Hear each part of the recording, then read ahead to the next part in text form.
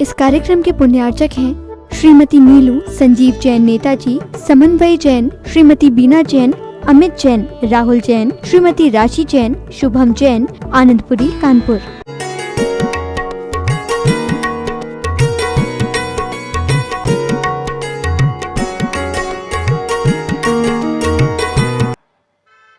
हम क्षमा वाणी को क्षमा तो मांगते हैं, मगर वही दुश्मन खड़ा है जिससे 1 साल से झगड़ा था तो यूं यूं घुमा देते हैं, उसको यूं करके घूम जाते हैं। ये क्षमा नहीं है, ये दिखावा है, ये अहंकार की बू है बंधुओं, ये अहंकार की बू है। इसलिए मैं कहता हूं मानसिक क्षमा, मन से क्षमा मांगो, मांगो भी मत, मन से करो। मांगना तो भिखारी का काम है, हमारे यहां मांगा नहीं जाता, हमारे यहां दिया जाता है, किया जाता है। मांगना क्या है? इसलिए क्षमा बनी होना चाहिए, क्षमा वाणी की जगह क्षमा बनी होना चाहिए। हमारे पूज्य आचार्य श्री ने बहुत पहले 89 की बात होगी शायद, कहीं समाज में झगड़ा हुआ था तो वहां उन्होंने कहा था क्षमा वाणी नहीं बोलना, क्षमा बनी। अगर बनी है क्षमा तो वो क्षमा बनी है, वाणी तो हम कब से मांग रहे हैं क्षमा क्षमा, उत्तम क्षमा, उत्तम क्षमा। बरसों हो गए कार्यक्रम करते करते, मगर कसाई अभी भी टकरा रही है, अभी भी टकरा रही। तो मानसिक विनय, अंदर से परिणाम होना चाहिए विनय के बंधु, निर्मलता के परिणाम अंदर से होना चाहिए, तभी हमारी इस मनुष्य पर्याय की सार्थकता है। कौन है इस दुनिया में? अमर नहीं कोई धरती पर, मरते कौन बचावे, मंत्र तंत्र कछु काम न आवे, मरण घड़ी जब आवे, निर्बल हो या वीर बली हो, काल बली ले जावे, जाने वाला जाता जावे, रोने वाला रोवे, सुंदर काया भी मर घट में, सुंदर काया भी मर घट में, राख राख हो जावे, तन पिंजड़े से प्राण पखेरु, बाहर जब आ जावे, घर वाली द्वारे तक जावे, बेटा अगन लगावे। कितना बड़ा फिलॉसफर होगा बंधु वो व्यक्ति जिसने ये परंपरा बनाई कि पिता के मरने पर आग बेटा लगाएगा। आग कौन लगाता है? दुश्मन। और पिता को आग लगवाई जब ही है लड़के से, सगे लड़के से, जिसको तुमने जन्म दिया है, वो आग लगा रहा है। एक घटना बहुत बड़ी घटी, हम एक स्थान पर थे, एक युवा के पिताजी मरण को प्राप्त हो गए। युवा अमेरिका में था, उसे फोन किया गया, उसने कहा ठीक है मैं फ्लाइट बुक करता हूं, और फ्लाइट के 10 मिनट पहले मौसम इतना भयंकर खराब हो गया, फ्लाइट कैंसिल हो गई। 3 दिन तक वो नहीं आ पाया। 24 घंटे पिता की लाश को रखे रहे, आखिर लाश को दफना जला दिया गया। और 3 दिन के बाद वो लड़का आया, इतना रोया, मैं अपने बाप को आग नहीं लगा पाया, मैं अपने बाप को आग नहीं लगा पाया। और मेरे पास उसे लेकर के आए, बोले महाराज जी इसे समझाओ, ये पागल हो जाएगा। मैंने 5 मिनट का काम है, 5 मिनट में क्या 4 मिनट में समझा दूंगा उसे। जैसे ही मेरे पास बैठा, मैंने क्यों हो रहे हो? बोले महाराज जी मैं अपने बाप को आग नहीं लगा पाया। हमने, तुम बेवकूफ हो, तुम बाप को आग लगाओगे? हैं? कैसे आदमी हो? जिस माता पिता ने तुझे जन्म दिया और तू उसे आग लगाएगा और आग नहीं लगा पाया। आग तो दुश्मन के मकान में लगाई जाती है, आग तो दुश्मन के लिए लगाई जाती है। जो रो रहा तो उसकी आंखों आंसू रुक गए। मैंने कहा बताओ, किसी के बाप को मैं आग लगवाऊं? ये इसको अच्छा कहोगे या बुरा? बोले बोला। तो हमने कहा तुम क्यों रो रहे हो? 2 घंटे से मैं आवाज सुन रहा हूं तुम्हारी, मैं पापी, मैं दुर्भागा, बाप को आग नहीं लग पाया। अरे पागल, क्या चक्कर में पड़ा है? अभी वो दिन याद कर, पिता ने जो तुझे दिया है, पिता ने जो संस्कार तुझे दिए हैं वसीयत में, उनको याद कर। काश अगर तेरे पिता इतने अच्छे योग्य नहीं होते तो क्या तुम योग्य बनते बेटा? तुम अमेरिका जाकर के पढ़ते, तुम वहां जॉब करते, तुम अपने पिता के चरण छूते थे। मुझे मालूम है कि जब भी तुम आते थे चरण छूते थे और उनकी हर इच्छा पूरी करते थे। तुम इतना सम्मान करते थे और ये सम्मान तुम्हारे पिता का रिप्लाई में उन्हें दिया जाता था, क्योंकि उन्होंने बहुत विनय के साथ पूरी ताकत लगाई थी तुझे पढ़ाने के लिए। तू धन्यवाद दे और भावना भा कि मैं भी ऐसा एक बेटा अपने जीवन में जन्म दूंगा जो मेरे पिता ने जैसे मुझे दिया था, मैं ऐसा उसको बनाऊंगा। यही बहुत बड़ा पिता का उपकार है। आग लगाना तो बेटा ये बहुत बड़ा एक फिलासफर की नीति है। वो तुम्हें संसार की असारता दिखाना चाहता है, वो फिलासफर, कि देखो जिसके लिए हम लाखों करोड़ों अरबों रुपए छोड़ करके जाएंगे और वो तुझे आग लगाएगा। सुन लो सेठ लोगों, आग लगाएगा कौन? जिसको तुमने जन्म दिया है। वो सगा है जो दगा दे रहा है? जो दाग दे रहा है वो सगा है क्या? जो सगा वो दाग नहीं देता, और जो दाग देता वो सगा नहीं होता। इसलिए हम लोग मरते हैं तो हमें दूसरे लोग जलाएंगे, परिवार का आदमी आग नहीं लगाएगा। तुम्हारा सौ जाएगा और हमारा बैकुंडी जाएगी। तुम लेटे लेटे जाओगे और हम बैठ करके जाएंगे। विचार करना बंधुओं। जब मैंने उसे समझाया कि भाई आग लगाना उचित नहीं है, ये तो एक लोगों को वैराग्य दिलाने के लिए बनाई गई है परंपरा। 4 आदमी बहुत है एक अर्थी को उठाने के लिए, फिर इतने सारे लोग क्यों जाते हैं? कोरोना में बहुत अच्छा था कि वो नगर निगम के लोग जला देते थे, तुम्हें दिखाते भी नहीं थे और तुम भी कहते थे मर गए भाड़ में, तो जान दो अपन नहीं जाते, अपन को कोरोना हो जाएगा। हाँ हाँ, अच्छे अच्छे बाप मर गए और बेटा 50 फुट दूर से देख रहा है कि बाप मर गया और कर्मचारियों ने आग लगा दी और 11,000 का पेमेंट का बिल कर दिया, बाप के जलाने का खर्चा दे दिया।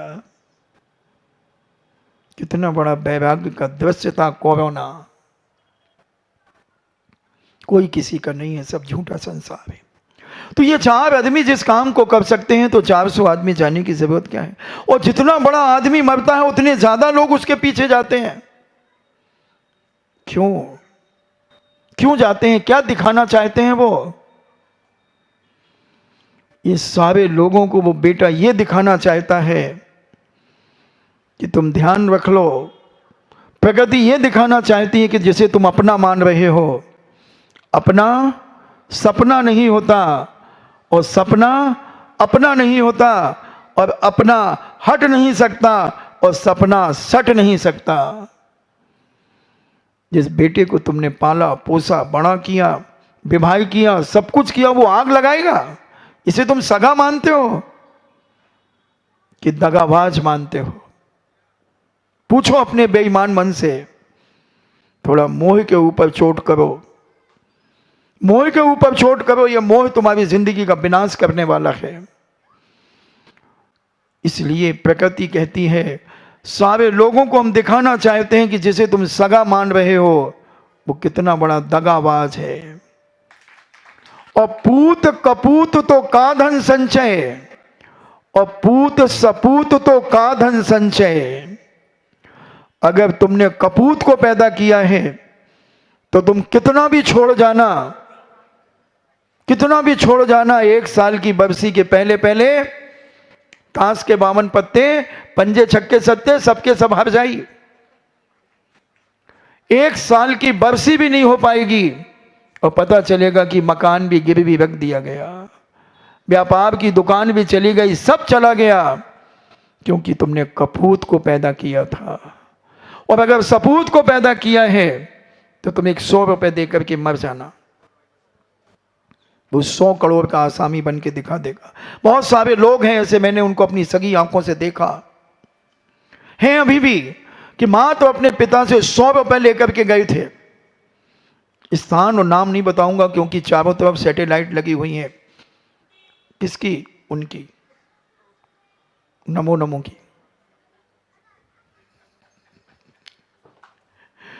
तो ये 100 रुपए लेके, कुल 100 रुपए लेके गया, एक ट्रांसपोर्ट में काम करना शुरू किया।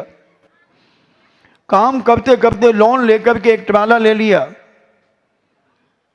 उस ट्राला से उसमें प्रॉफिट हुई, दूसरा ट्राला ले लिया। आज उसके पास 250 ट्राले हैं। उसकी 8-10 ट्रांसपोर्ट के ऑफिस हैं। करोड़ों से खेल रहा है। मात्र 100 रुपए लेकर के गया था। पूत कपूत तो का धन संचय, और पूत सपूत तो का धन संचय। इसलिए तुमने जो अपनी मेहनत से खून पसीना एक करके, झूठ सांच बोल करके, जैसे तैसे जो कमाया है, उसको 1 नंबर में कराने के लिए हमने ATG खोली है, लोकोदय तीर्थ क्षेत्र। लोकोदय तीर्थ क्षेत्र, और इसमें सब साफ 1 नंबर का काम हो जाएगा। और भूदान बहुत बड़ा दान है, बहुत बड़ा दान है। किसी को आवाज देना कितना बड़ा दान है। और तुम किसे आवाज दोगे? जिनेंद्र भगवान को आवाज दोगे? आवाज नहीं, आवाज, आवाज दोगे, उन्हें रुकने के लिए जगह दोगे। कितना पुण्यशाली होगा, कितना पुण्यशाली होगा। उस भूमि में कहां कहां के लोग आएंगे, ऑल वर्ल्ड के लोग आएंगे। आज मीटिंग कर लेना घरों में। महाराज ने बहुत तारीफ कर दी है कमला नगर की। मैं करने वाला नहीं हूं, मैं तो उड़ती चिड़िया के पर पहचानता हूं कि वो बीट कहां करेगी। हाँ, तो हम अपने जीवन में कुछ विनय से और धर्म से ऐसा सजोएं कि अगर कह दिया है महाराज ने, तो लो हम आगरा में क्या सारे विश्व में दिखा देंगे कि हम किसी से कम नहीं। देखो अभी तो पुरुष दे रहे हैं, महिलाओं का भी काम। सूरत में एक मंदिर बना और वहां की महिला मंडल की 3-4 महिलाएं मेरे पास आई।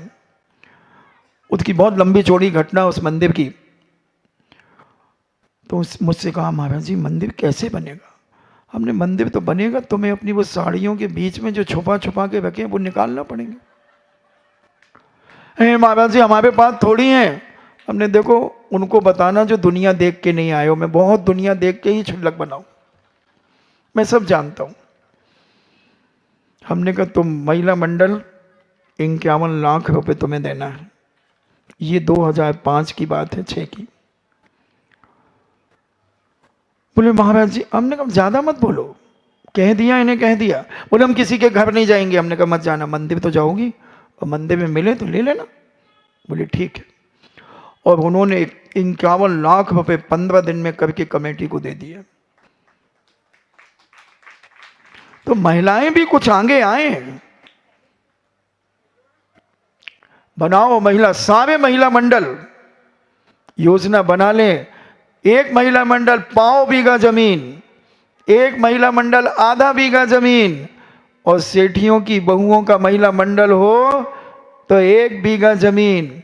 फिर देखो क्या होड़ लगती है सारे आगरा के अंदर। बनाओ भावना। किटी पार्टी में तो हम हजारों रुपए लुटा देते हैं, और क्या क्या करते हैं पता नहीं, वो क्या क्या देखते हैं, क्या क्या करते हैं, खटकरम। तो सब कुछ मजा आएगा। अभी तक तुमने जो मन में आया वो किया है। अब कुछ ऐसा अपनी पट्टा लगेगा, बहुत बड़ा शिला पट्टा लगेगा भूदानों वालों का, उनका नाम लिखा जाएगा। महिला मंडल के लोग का नाने कहां चले जाएंगे, मगर वो महिला मंडल का नाम अमर रहेगा, अमर रहेगा। जागृत हो जाओ, कर लो कुछ अपने जीवन में। ऐसे नहीं वो महिला मंडल इकट्ठा करे और बनाओ योजना, हर महिला मंडल को ये सूचना भेज दो कि अपन को भूदान करना है। जितना जैसे जैसे जितने अमीर, कम अमीर, महिला मंडल भी कई प्रकार के होंगे, बहुत बड़े अमीर, फिर मध्यम अमीर, जघन्य अमीर, सब अपनी अपनी हैसियत को न छुपाते हुए एक योजना बना दो। पे देखो महाराज जी और कितने खुश होते हैं। साधु तो समर्पण देख करके ही खुश होता है, बस आपका समर्पण कितना है। और है, नहीं हो तो कोई बात नहीं, अगर नहीं है तो हमारे तो ज्वार के दाने ही गजमोती हैं, और है तो गजमोती भी कोई मायने नहीं रखते हैं बंधुओं। और मानसिकता में अगर आ जाए हमारी बहनों को, बेटियों को, माताओं को, तो हम सब कुछ कर सकते हैं। आज बहुत विशाल मंदिर बना सूरत के अंदर, 15 फुट की पद्मासन प्रतिमा वहां बैठ चुकी है, पंच कल्याणक का इंतजार है। तो हम भी कुछ अपने जीवन में कमा करके जाएं और अपना इतिहास बचा करके जाएं। माताएं बहनें आज विचार करें, लगाएं सोने के पहले अपनी सहेलियों को फोन। सहेली किसे कहते हैं? जो हर अच्छे काम में सहयोग देने के लिए तैयार रहे, वही सच्ची सहेली है, वही सच्ची सहेली है। ऐसी सहेलियां तो बहुत मिल जाती हैं। हाय हाय, जे हाय हाय करने वाली तो जे हाय हाय करवा देंगी। सहेली तो वो है कि एक बहन के मन में जो भाव आ जाए अच्छा, और उसके लिए 50 खड़े हो जाए। हाँ दीदी तुमने जो कहा, जो भी आप में चलता, हाँ भाभी जी हाँ कहा, चलो हमारा हमारा, जब आएगा मजा। और एक महिला मंडल अगर आ गया, 84 सहेलियां हैं, 84 मंडल हैं। महिला मंडल तो ज्यादा होंगे मगर सहेलियां तो 84 है। हाँ, एक एक मंडल, एक एक मंदिर में 2-2 3-3 भी होंगे। बस तो फिर उठाओ कोई सेठानी सगुन।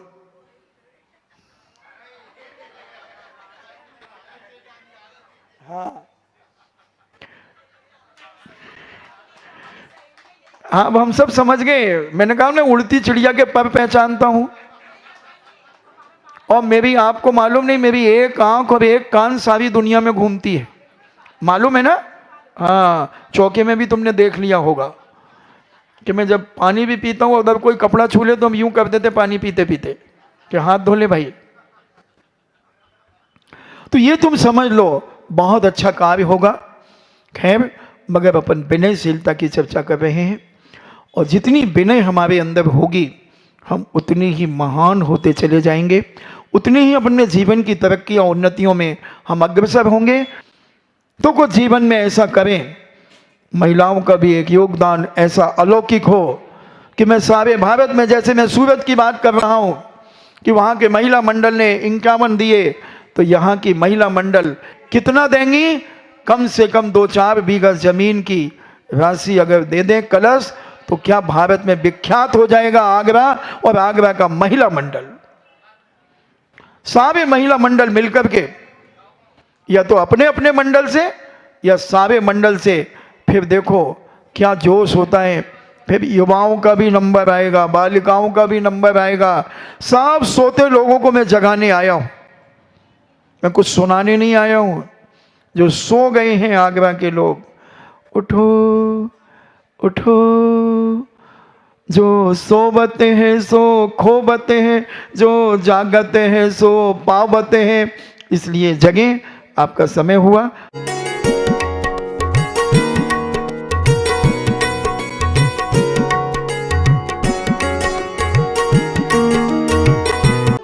इस कार्यक्रम के पुण्यार्चक थे श्रीमती नीलू संजीव जैन नेताजी, समन्वय जैन श्रीमती बीना जैन, अमित जैन, राहुल जैन, श्रीमती राशि जैन, शुभम जैन, आनंदपुरी, कानपुर।